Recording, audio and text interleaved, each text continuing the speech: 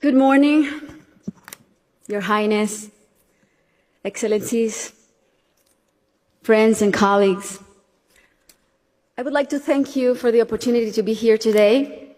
It's also an honor to join forces with Educated Child, an organization led by a woman who is an amazing role model, a woman who has shown such relentless dedication to getting every child in school.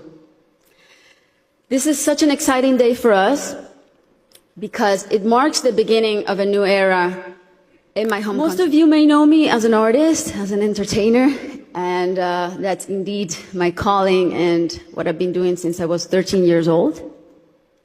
But I never would have imagined when I started out that my work as an artist would end up being the vehicle for me to serve my greater purpose in life of working towards eradicating poverty through the power of education. As a Colombian citizen, inequality is a concept that sadly one becomes very familiar with at a very young age.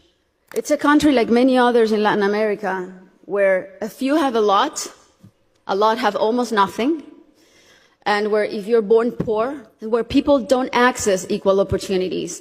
And because of that, generation after generation after generation live trapped in the same vicious cycle fed by prejudice and inaction. Growing up in my country when I was around 8 years old, I remember I saw kids my age who instead of being in school were already working in the streets, were barefoot in the park, kids whose reality was completely different than mine, only because of the circumstances into which they were born.